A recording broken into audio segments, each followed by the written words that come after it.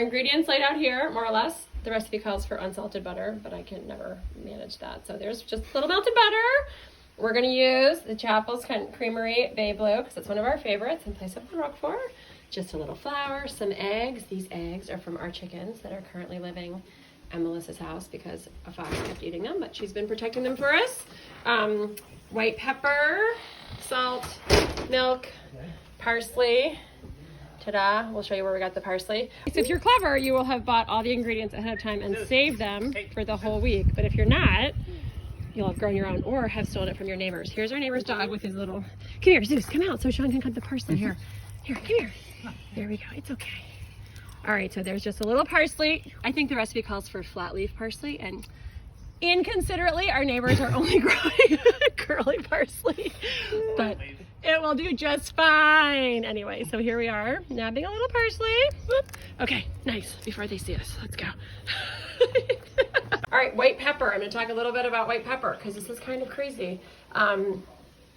White pepper, as I've learned today from a little Googling, is actually, so black pepper, which we're all more familiar with, is apparently made from unripe pepper berries. So black pepper and white pepper come from the same plant. They just pick the black pepper earlier and then it's dried to turn black, and that helps bring out those flavors. White pepper, you actually let the berries get ripe and then you ferment them. They sit in water for about 10 days and they ferment them, and then they are dried and then ground, and the skins are taken off for white pepper. So you see that the color is a little different. It makes the actual pepper a little bit milder when you eat it. They call white pepper the wine of pepper, which seemed all very timely. It's also a classic Syrah flavor. When you're cooking this, if you don't have white pepper, black pepper is not that different. You can use whatever pepper you have. But I just thought that was really cool about white pepper. So there's a little obsessive note on that. There you go. That's the ingredients for this. Ideally, the eggs and the milk will be at room temperature. And this is kind of a quirky thing about popovers, but if the ingredients are at room temperature, they puff up much better. So that is actually, even though I'm a total lazy chef and usually cut corners, that is one thing that's worth doing. Okay, so for the popovers, it's gonna be pretty easy. We're gonna start dries and dries, wets and wets, and then we'll combine them from there. So we got the flour. Get all of that. We got the parsley. You can see nice and chopped in the mug. Brilliant tip there. Shout out to the neighbors for providing it semi-willingly. And we've got salt and pepper.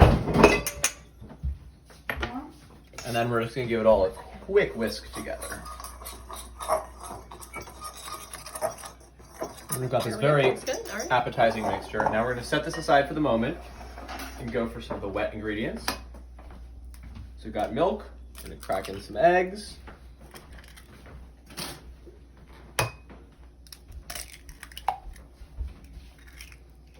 And we have the melted butter. All come in. Scoop out all that buttery goodness. A little more cutting in there. Or I can use the natural spatula. Don't worry, we're cooking these at 450 degrees, so nothing will live on them. And then we're gonna give this another quick whisk. Break up the eggs, all that good stuff. You can do this in another bowl if you want. Obviously, like the measuring cup isn't necessarily the ideal vehicle, but for those of us who are lazy about cleanup, it's sort of perfect. Works. There we go. We've got some nice dry ingredients. And we're gonna pour in some nice wet ingredients. And then we're gonna go around. Basically, we're gonna whisk this. This is the sort of part of it where you can overmix. So you just wanna get it till it's like just combined. The recipe, I think, says if there's a few lumps, that's okay. And then it's basically gonna go straight from there into the muffin tins. And then at the very end, we get to add the cheese. So don't forget to add the cheese, or you'll just have tiny popover bites and not tiny Bay Blue popover bites, which is a lot more fun. Get all that last bit of flour around the edges. And we are going to call that about good. Great. Nice combine. And we're going to start transferring that over to our sprayed pan.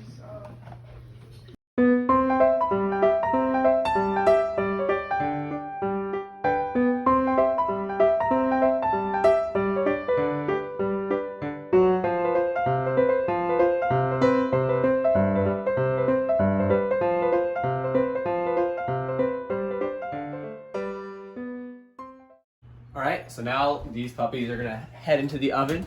See, it's 450, and we're just gonna stick them in here and try not to forget about them. They're gonna stay in there for about 10 minutes. All right, that's the popovers.